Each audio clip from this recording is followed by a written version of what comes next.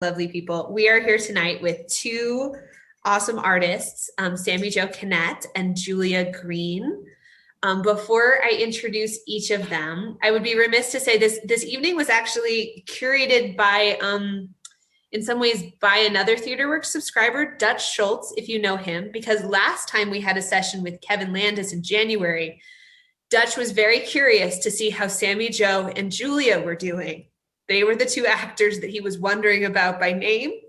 And so I said, oh, well, why don't we have them both on together so we can check in? So we'll have to tell Dutch, Sammie Jo and Julia, how you're doing after this. Sound good? Okay, so Sammie Jo Kinnett is an actor who is known to Theatreworks audiences for his many productions at the theater.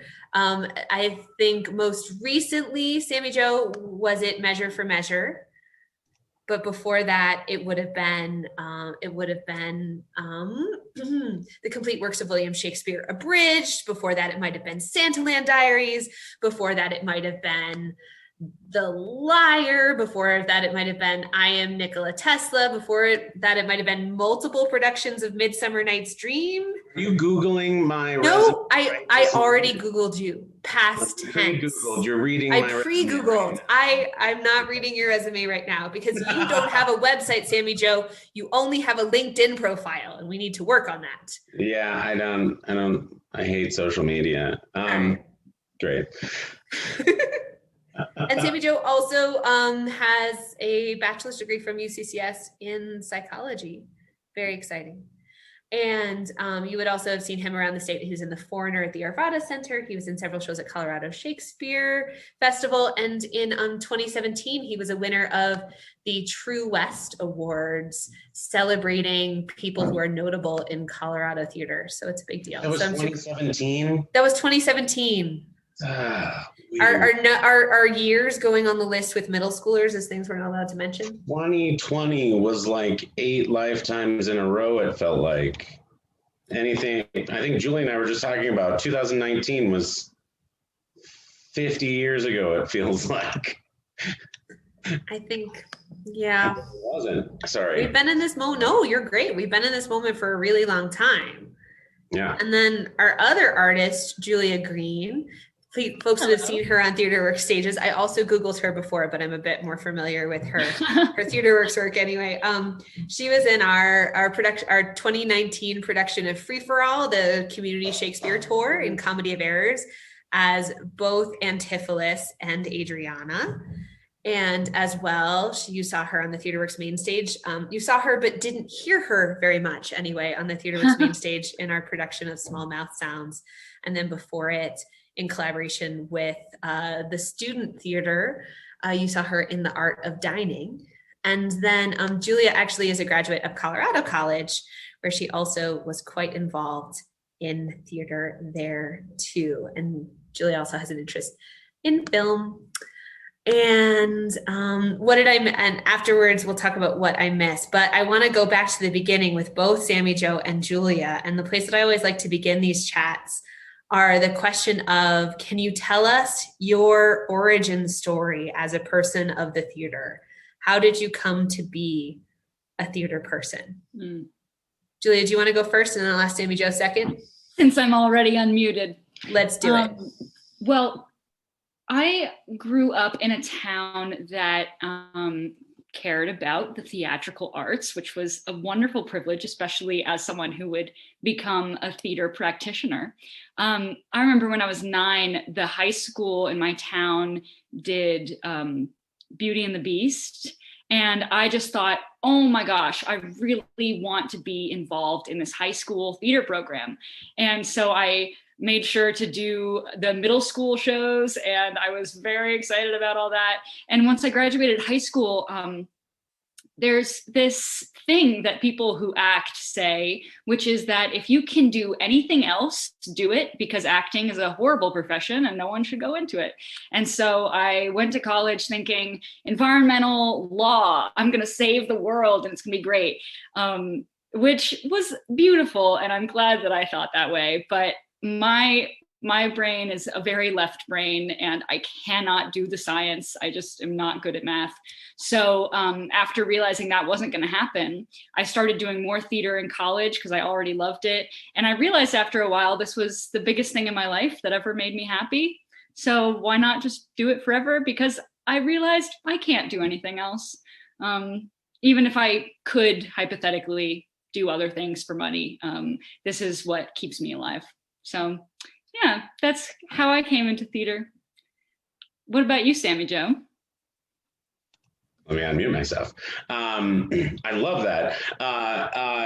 Okay, so when I was a kid, was really obsessed with comedians like Chris Farley and different folks like that. Was just always kind of like imitating as much as possible, and was constantly trying to do voices. I was convinced that I was going to grow up and become a cartoon character in some TV show. Still might be a dream, but I didn't do a lot of theater. It was very opposite from Julia. I didn't do any theater until I had gotten kind of like my very last year in high school. I actually was kind of introduced into the arts because I was always drawing and doodling, and I ended up going to a magnet school for middle school where I was in the visual arts program there, and it was this incredible program that just had just so many resources for the arts, and I was friends with some theater kids. Then I moved around a bunch and started realizing that when I said the things that were happening in my head, the kids around me started laughing. And then I was like, oh, I get some attention. Okay. So I just said saying those things more and more until eventually people were like, you're goofy and weird. Let's hang out. Then I went into choir and was really into choir with everybody, with all my geeky choir kids, and some of those kids did theater. So I eventually auditioned for some stuff. And the very first show I did was a show called Boys Next Door, and we did that at Wasson High School. And I was this like side character that was in like one scene, I think. And so in my very first show, I was convinced that like at the end of your scene, you were just supposed to like freeze and then let the lights go down. Nobody stopped me from this. Through all of rehearsals and everything, through all the shows, I would be like, the end of the scene. And just wait for the lights to come down. And then people would laugh and giggle and whatnot. And then eventually I found out that my scene partner didn't laugh, like didn't freeze. And he would just like point out the fact that I was doing what I was doing, basically. And then afterwards started doing stuff with UCCS's students. I wasn't a student myself at the time, but I was heavily involved with the students there because they were my friends and we were just constantly doing theater together. Once I got that theater bug, I kind of couldn't do anything else. The reason I wasn't in college is because I flunked out of Pikes Peak Community College because I was doing theater at UCCS with those students, and then tried to go back again and flunked out because I was taking shows out in other places. Theater kept kind of distracting me from any other life things until eventually I was like, you know what? I think I'm supposed to be doing theater because I can't seem to do. I don't seem to have the same passion for anything else as much. So I will put in 80 and 90 hours a week on a theater project without thinking twice about it. But if you ask me to work over my 40 hours and just about any other job, I'm going to be like, no, you can screw yourself. You're going to pay me? Sorry about that. But so, Caitlin, you said PG-13. I didn't even hit PG yet. So, uh,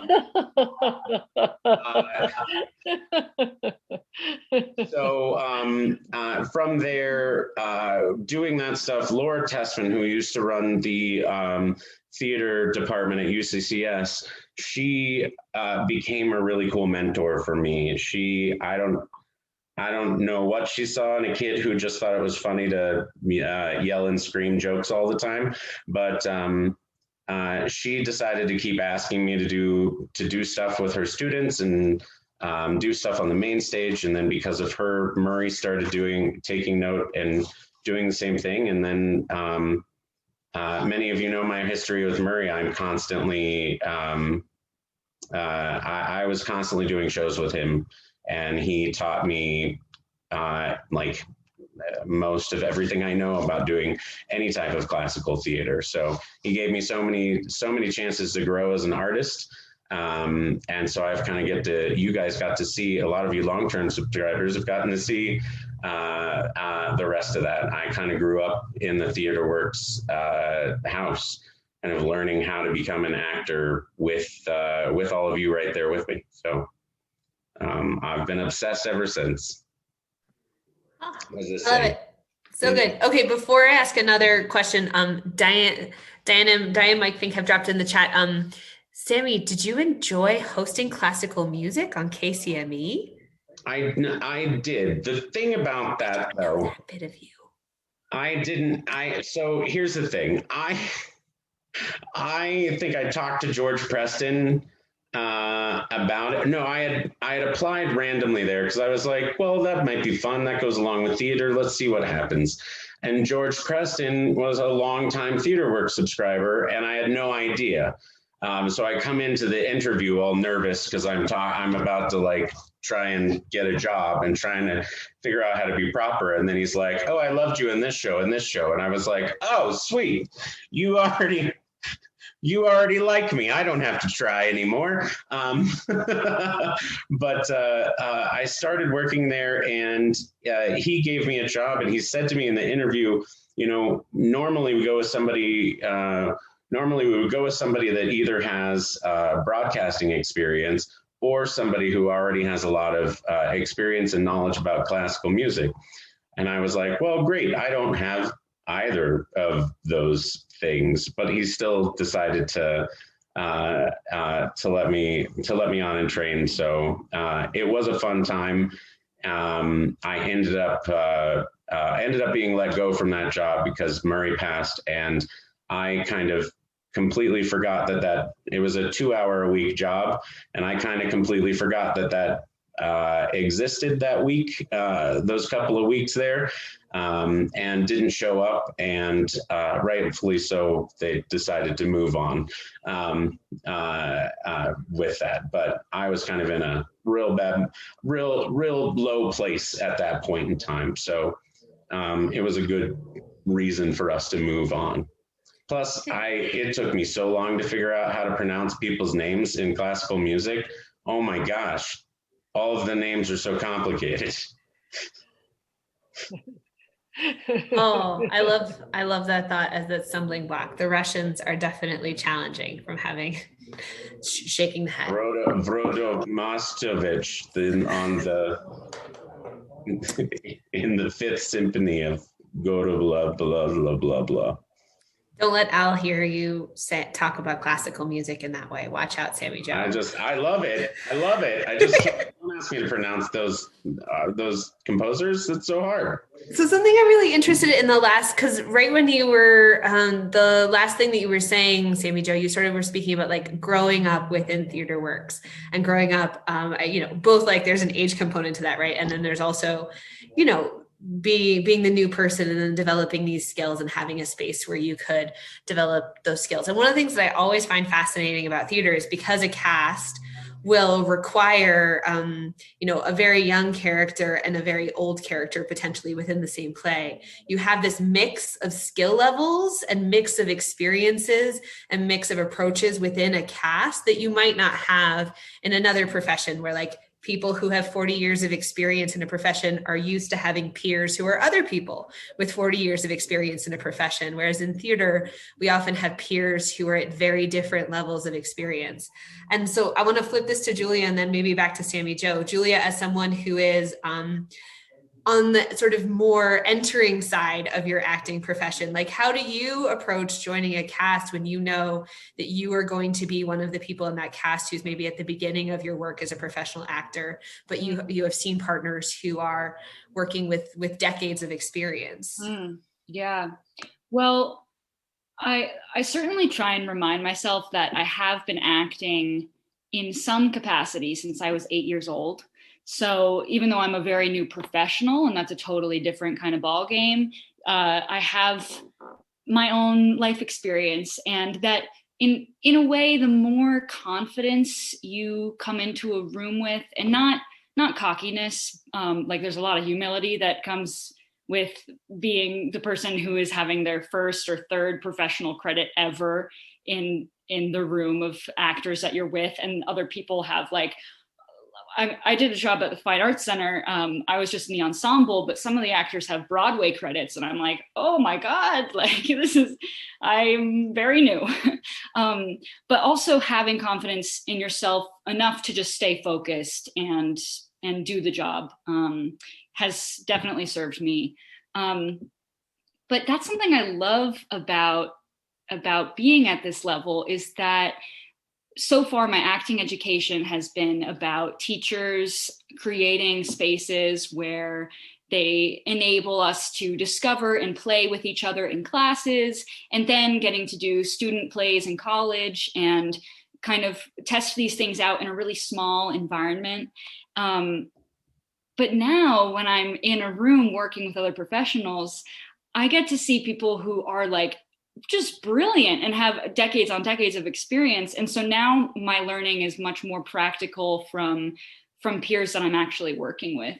And that's something that I feel like I love, and I also know is never really going to go away. Even when I have 20 more years of experience with my own work, there will be people who are more experienced than me in the cast every time, or probably many times, if not every time. So I love that aspect of acting, is that you're constantly learning from other people's strategies. And yeah. Sammie Jo, do you feel like you've made a transition from being at the beginning of something to being mucking around in the middle? Do you feel like you're still in the beginning? What's it like to have people looking up to you when you're in a cast? That always weirds me out, because I'm like, no, don't do that. So I think probably actors especially, but most likely all artists of all kinds have this kind of imposter syndrome kind of idea that I think it took me a very long time to get out of this. And, there's still times when it kind of flashes itself back in. So maybe it's more of a practice than a destination, but there's this idea of this imposter syndrome where you feel like, when I was new, especially not having any education in it and things like this, and I'm just, for me, I'm just a weird goofball who's not afraid to look like an idiot. So, but people keep asking me to do things. And so in that, I would look at all of these, I would be especially at a first read, oh my God, I'd be sitting there with all of these other actors, watching them do their thing and going, oh God, I wish I was like that. Somebody is eventually going to figure out that I am not that good. These other people are all really good and these incredible professionals, and somebody's going to catch on at some point that that's not me. I am not the same caliber as these people. So I feel like I was always feeling like this imposter and kind of, at different times overcompensating,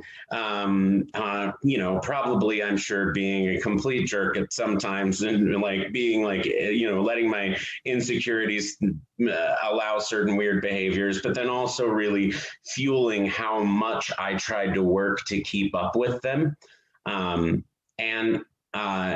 Though the insecurity part of that imposter syndrome has, I think I've been able to kind of work through and kind of find an appreciation for where I am as a performer. and what I bring to the table. I think that kind of awe it still happens every time I'm sitting at a table. I meet new people that I've never worked with before, or ones that I've worked with a billion times. I watch them doing what they do and getting into those moments, and I still am like, God, I wish I want that. I want to take all of that and use it and have it be my own as well. So it's always this magic of like, I still kind of have that younger version of myself's mentality of being in awe and looking up to and aspiring to be these people that are working around me. And it just kind of pushes me so much more to want to give them the same. And I'm like, well, I want to give you everything I've got because you're just so already giving us everything. I want to be like you. I want to just give it all up right now and let you have everything I have, so we can just see where this goes, right? So I'm still always in awe, but yeah, the insecurity part starts to work itself out. It rears its ugly head every now and then, but that I'm sure that happens for everybody, or it's just me and I'm a weirdo. Who knows? Not just you. I feel like you're really giving when Ginger was like, I want to see the human behind the character and see what the difference is. I feel like you're really giving Ginger some fodder here for those speculations.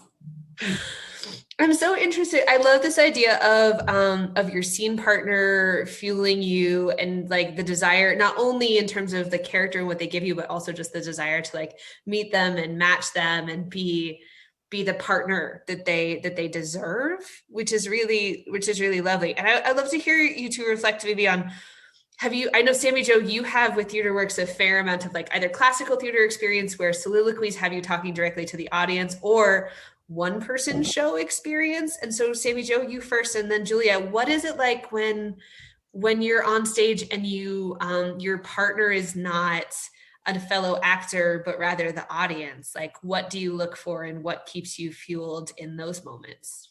I think the best advice that I ever got I've only done one man show so far, thank goodness, and because those are hard.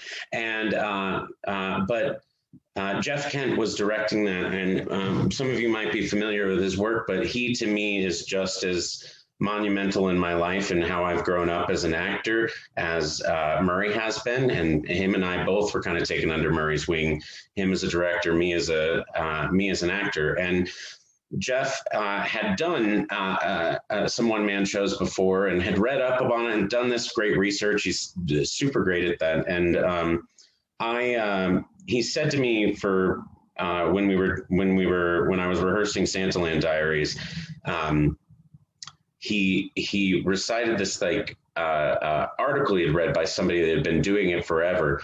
That was basically talking about the minute that there cannot be, when you're in front of, and the audience is your scene partner, there cannot be any moment that you are not completely solidified in that present moment. As the minute I start thinking about something else, or I start going somewhere else in my head, if I'm thinking about my next move, if I'm thinking about what had happened before, we lose them. So like the audience knows when you're present on stage in that moment, meaning you're as mentally focused on that moment with them. So they can't, there's no, like, the minute you start thinking about other things while you're performing, your audience is going to start thinking about other things as well.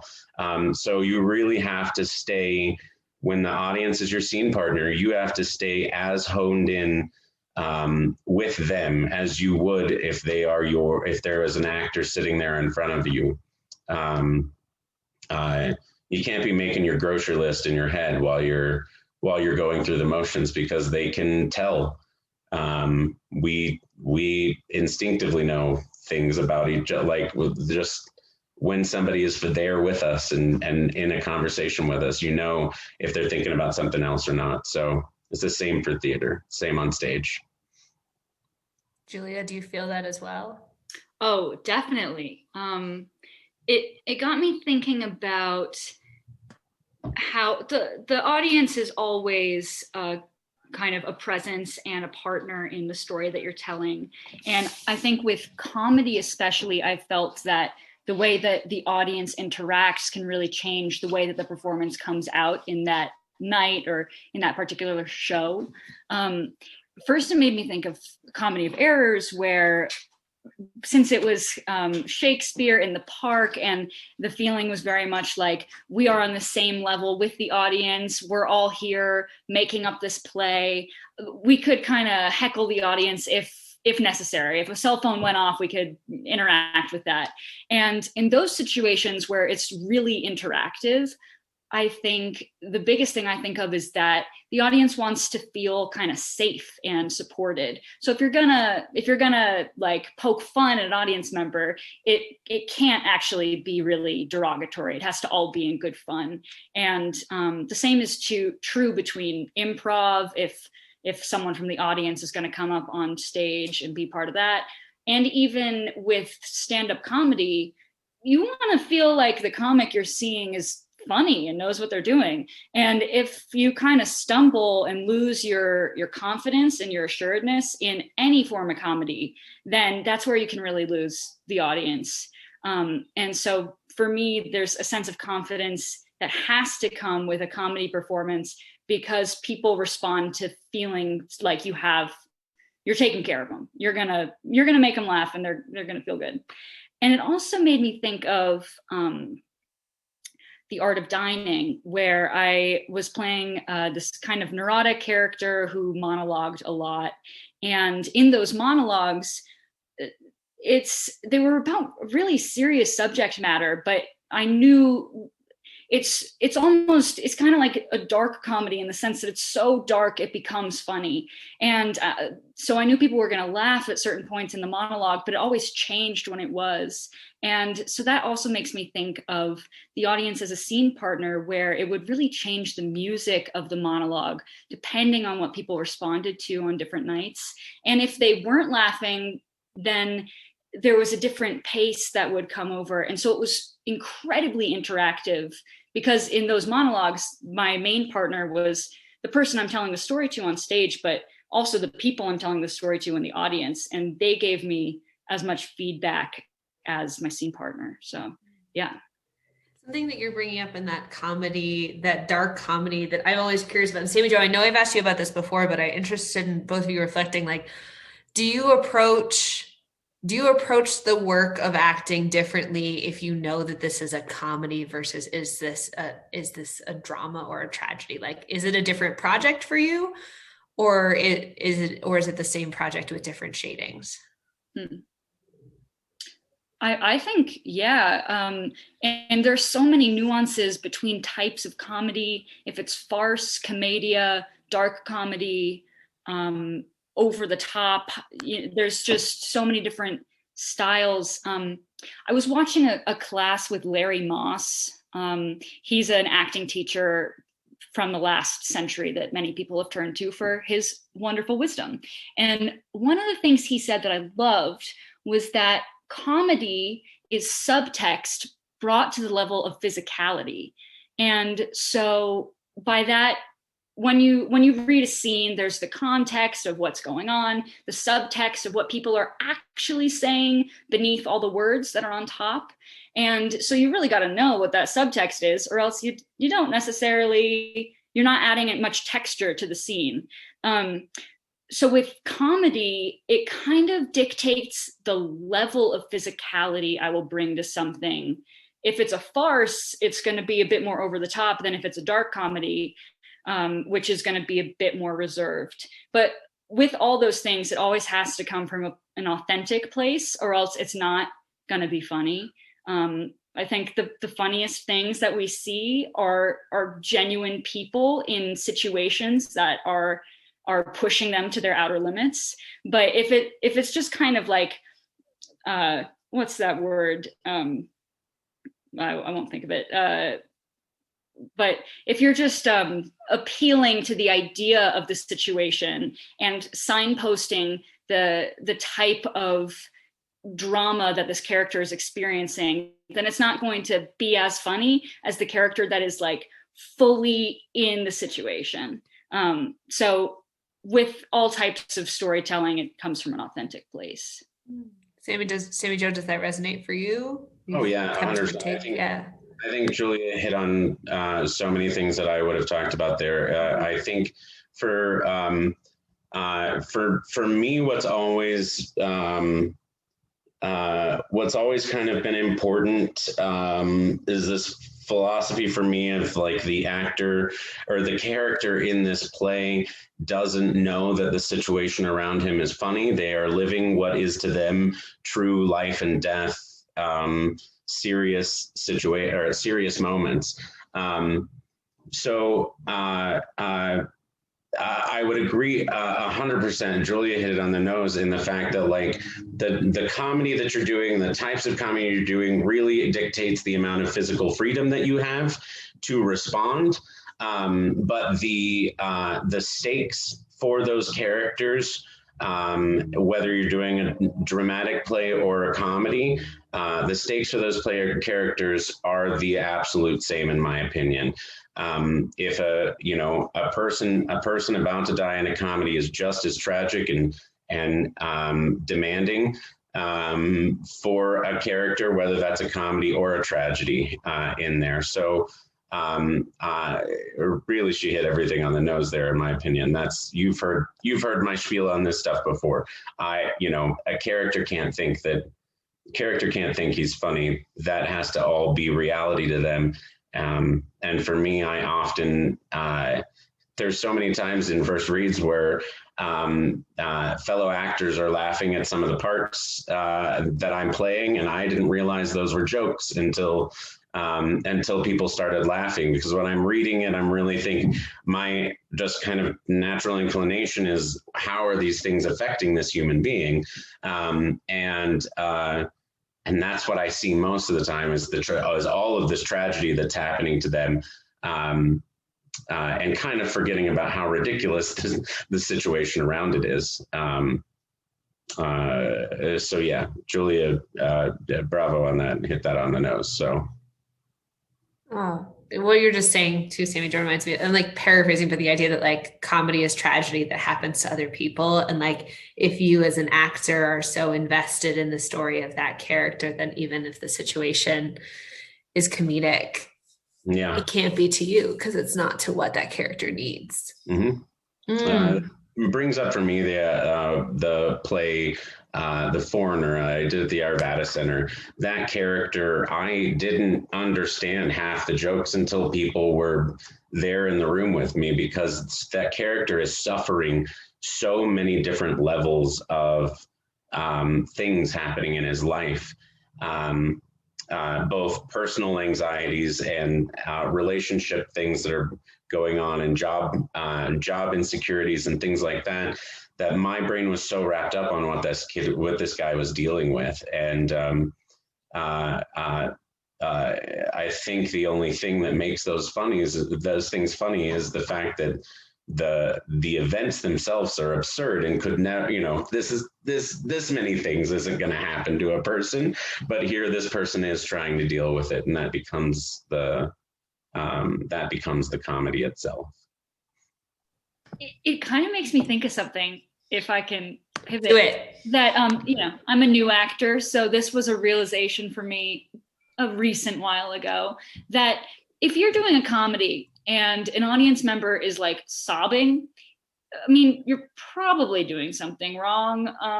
Like, that's really not the intended effect, but maybe that could happen. So I had the reverse thought that if I'm doing a drama and people are laughing, then like, that's probably not good. But I also feel like I've seen so many stories that you're watching something that's so sad or so intense, and there's a part of you that just laughs because you're like, this situation is so horrible, or this character, it has this tragic flaw where they keep making the same mistake and they're so stuck in their ways. And I appreciate that bleeding between the two, that I think usually the best dramas to me have a little bit of comedy in them, even if, or a sense of humor in them, even if they're not really that comedic.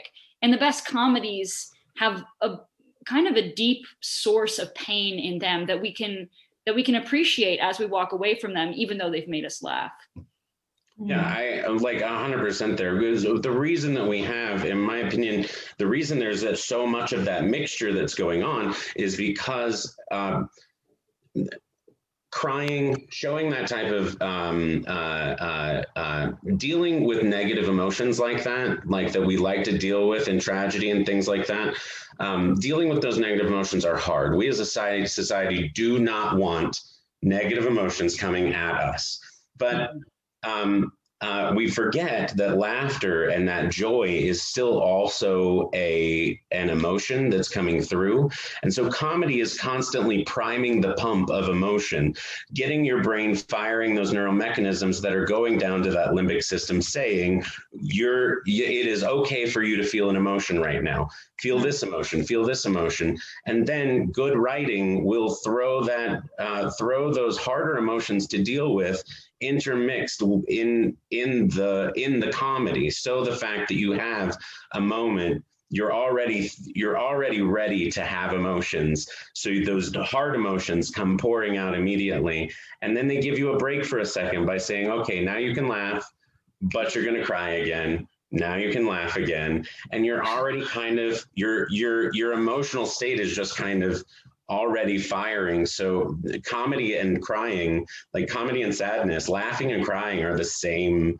They're like part of the same mechanisms, in my opinion. And laughing kind of opens you up. Like you laugh at something, you get comfortable, and then in the next scene, they've got you like weeping uncontrollably, and you're like, how did I get to this place all of a sudden? But that mix actually up to vulnerable. It's so much easier to be vulnerable to comedy than it is to something that's tragic and hard to deal with. But once you've opened up that vulnerability, yes, you're right, 100%. Your vulnerability is already wide open. So the minute they start bringing those hard emotions in, you're ready to be vulnerable. You're ready. Yeah. I like you, Julia. You got a good. I like you, Sammie Joe. Look at this one. I'm so excited. Me too. Scene partners already. So in the chat, people dropped questions. Ginger and Gina, do you want to ask? Ginger's doing the lean. Ginger's going to ask her own question. It's going to be great. Okay. So I'm coming into this question as a retired teacher. And so if I had a Sammie Joe in fourth grade music, or who might be showing off and wisecracking and stuff like that, or if I had a Julia who I knew was extremely talented, but probably, wanted to go into environmental law, what is the skill set that you think is necessary for an actor? I mean, both of you talked about coming into it, and what skill set inside of you did you recognize that made you think this is what has drawn me to the theater? There are many skills I will touch on, but with a fourth grader, I think you probably don't have the skills yet. You might be looking at raw instinct, which is just visceral. I mean, you love to see it. I feel like the fourth grader that might stand out as a one-day actor would potentially have, maybe they've got a sense of humor that's shining through. They might be kind of looking for more attention than other people. I will admit it. I have sought attention in my life as an actor. But they also might be introverted, and that there's a spectrum there. Not all actors are happy being in the center of attention unless they're in this prescribed setting where it's safe to do so. I think as I've become a professional, there's a spectrum of skills that have to do with just being reliable and responsive to people and all those things. Because being an actor is like running a very small business, and I am the whole business. I am the CEO. I do all the mailings, and I have to do all those little pieces. So you want to have some of those business skills, at least, managing a little bit of money. But then as a person, I think the skills, really the biggest one is listening to other people. I think the more that you are a receptive person that will listen to strangers you're just meeting and not just hear what they say, but try and figure out why they're saying the things they say, and picking up on really subtle movements. One thing that I haven't done this year that I used to love doing was just going to a coffee shop and kind of watching the way that people would pick up their coffee and do these really minor things, because the more you observe those things, the more specific you can get when you're creating a character. And that's so much fun. I mean, the more you observe other people, the more fodder you have for your fire and the more specific things you have. This is just a little example, but I watched a movie that had Mark Ruffalo in it. It was about a serial killer. I think it was called The Zodiac. And in it, there's a scene where someone else is talking and he sits down at the counter with a BLT and he just takes the tomato out of the BLT and then puts it back together. And it was such a subtle thing. It doesn't really say much about who he is as a character per se, but it was so specific. And that's the type of thing that the more you listen and observe to other people, you might get that little detail. But listening is what really drives a scene forward and lets it have more texture and nuance. So the better that you become at listening to other people, the better you will be at acting, I think. What do you think, Sammie? I think the things that you, for me, this is an interesting question because I'm in this world right now. Theater broke down and doesn't get to happen anymore, and I still need to be able to pay the bills. So I took a job randomly. This job of teaching middle schoolers and high schoolers theater fell into my lap. So I've been in this world for a little bit. I know, right, Ginger? Oh my gosh. So much, especially 2020. So anyway, that aside, I have been really looking at what is needed, what am I trying to foster in them right now to help see if they even want to do theater. And I think you're looking for fearlessness, meaning they are just completely either unafraid to be judged by other people or what other people are thinking of, or they're just like innately unaware of the fact that other people might judge them. You know what I mean? That's a skill that would definitely be useful, because then they're not going to be afraid to go farther and really keep pushing. But along very much the same lines of what Julia is talking about, there's this kind of inquisitiveness about the inner life of other people that needs to be there. Like what they need to be kind of, you want them to be really thinking about, what is this other person thinking right now? What is this other person feeling right now? And to really be obsessed with that. And what I've been finding on a lot of my students is I have the kids that really seem to have promise are these kids that have one or the other of these skills.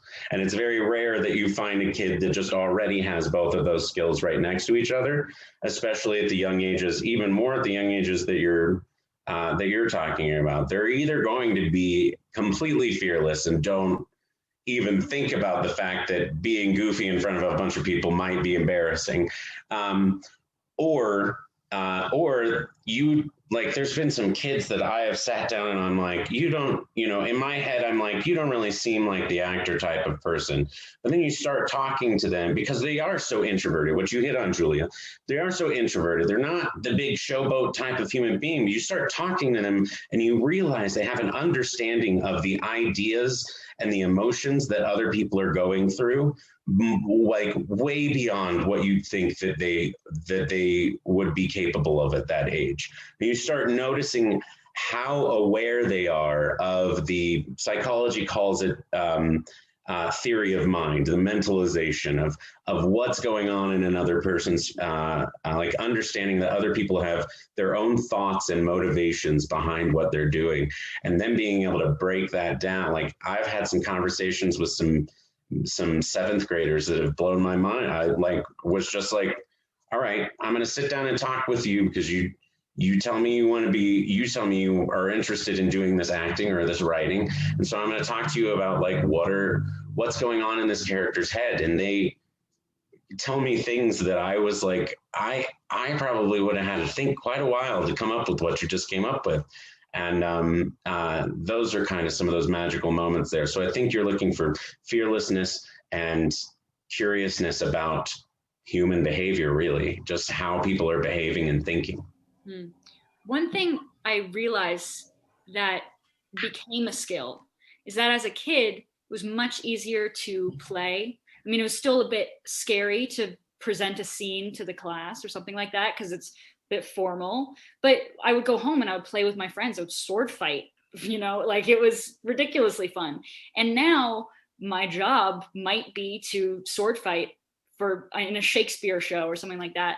And if you lose the sense of play and experimentation, it's much harder to discover those really beautiful moments that can come out in a play. And I think as an adult, I mean, I've gotten to cultivate that through acting for a really long time, which is wonderful. But that is one of the things that has become a skill, is continuing to play, because as an adult, you don't go out and sword fight with your friends as much. So yeah, it's the last thing. Oh, there's so much in there. And Chris was naming in the chat vulnerability and authenticity, which I definitely heard threaded throughout what both Sammie Jo and Julia are answering. Okay, I feel like we have time for one more question, which is Gina, you had a question in the chat, which is kind of a bittersweet question to go out on, maybe? Okay, well, my question, it has a little twist. What are your dream roles for each of you? And have you played it yet? Or does it even exist yet? Is there maybe, you may want someone, you may want to someday play someone who goes on a certain journey or has certain characteristics. So I guess my question is, does your dream role exist yet? And if it is, what is it? Or if not, what would you like to play at some point?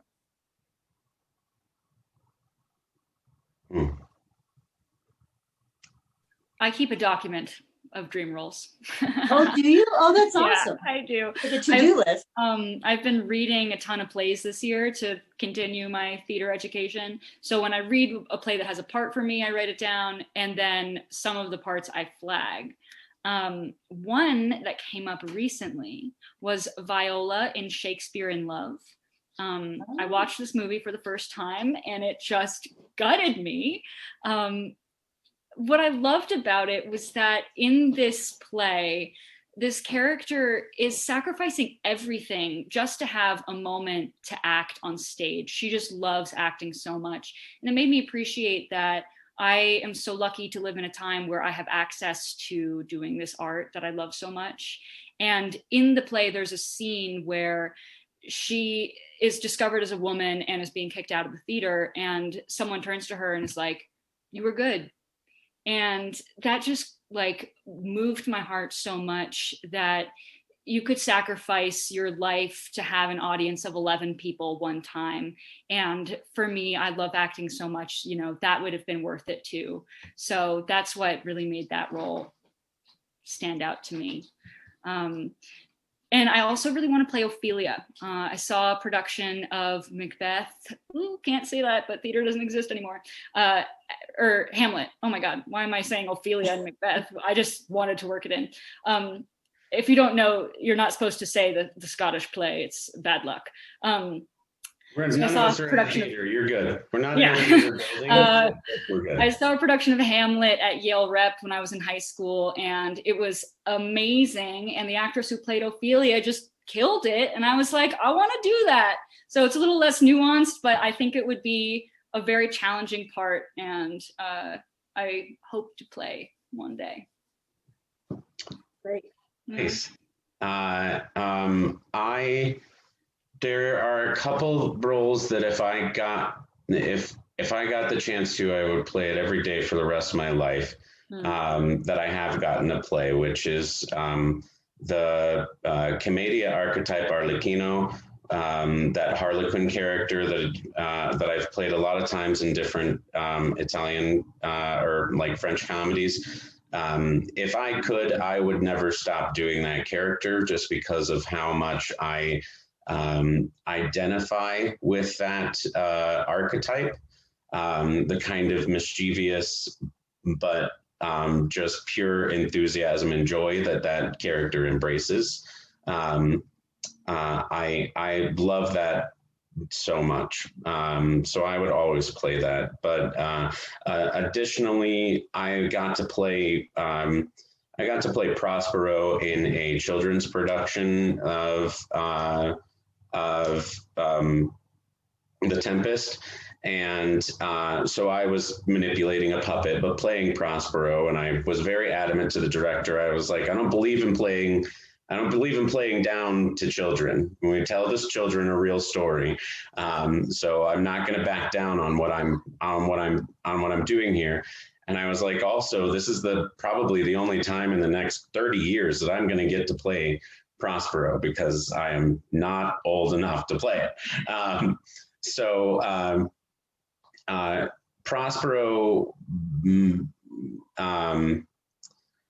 Prospero connected with me so much because his character is so eaten up by kind of this rage and pain from his past, and I have struggled a lot in my own past, in my own personal past, of having a lot of these. You guys would never know this because it's not the out here thing, but I've struggled with a lot of anger problems and forgiveness problems in my past. Both, it was kind of learning how to forgive myself for my failures in the past and things like that. And that there is so much of that ingrained in that play, and it's probably always going to be my favorite because of those messages in there. That I would love to play. Once I hit the age of Prospero, I would just take those roles over and over again forever. The kind of one that is kind of outside of the box here, and I would never do this if it meant taking the role from a.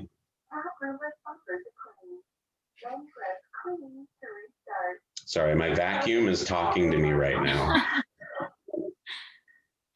It's mad because it's not on the charger and I haven't put it back on yet.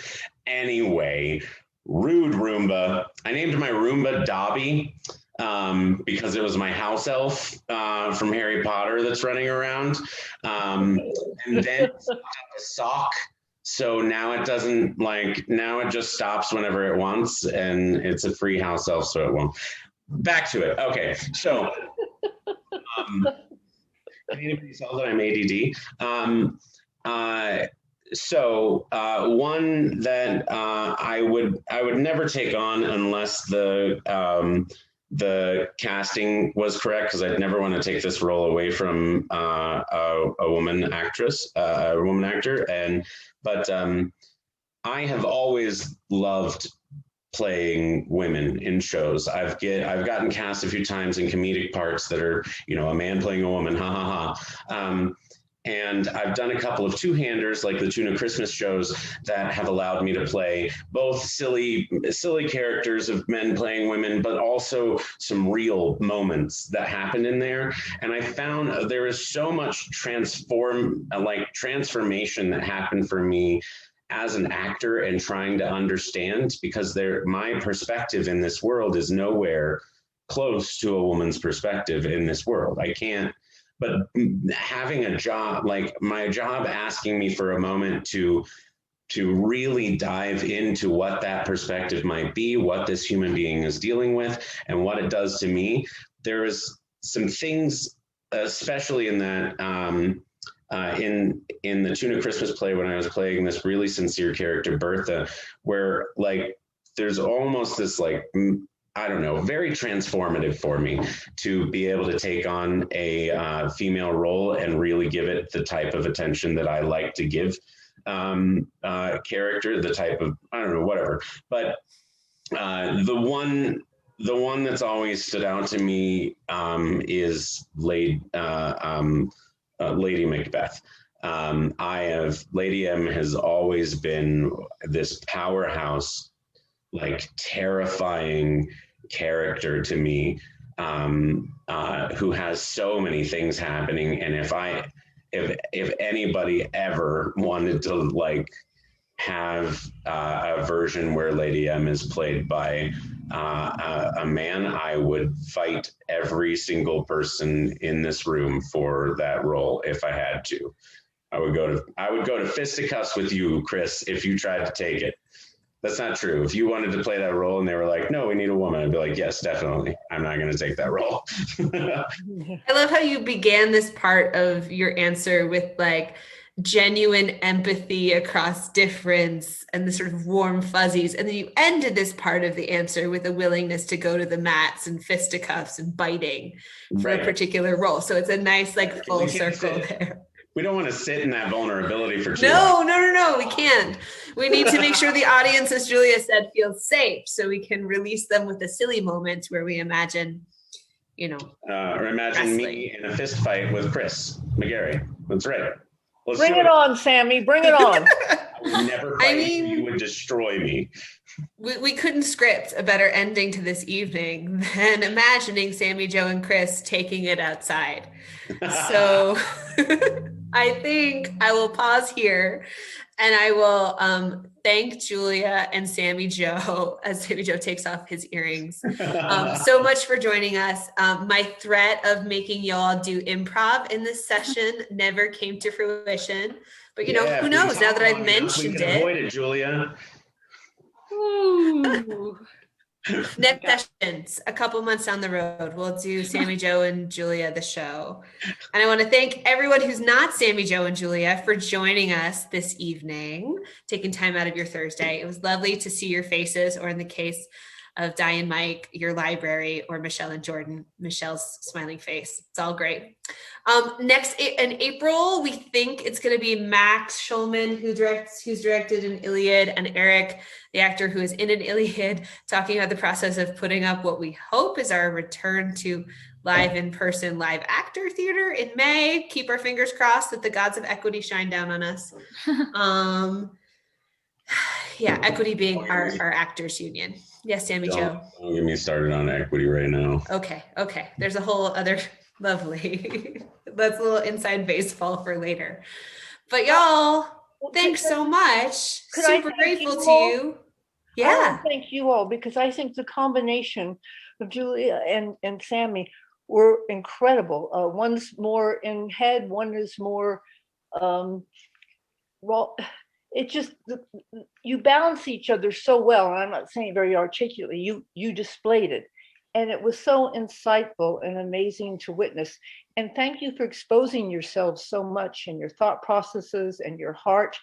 This was as good as any theater, it was just amazing. Thank you. I almost missed it tonight. I'm so glad I didn't. This was quite an experience. I want to thank you both, all three of you.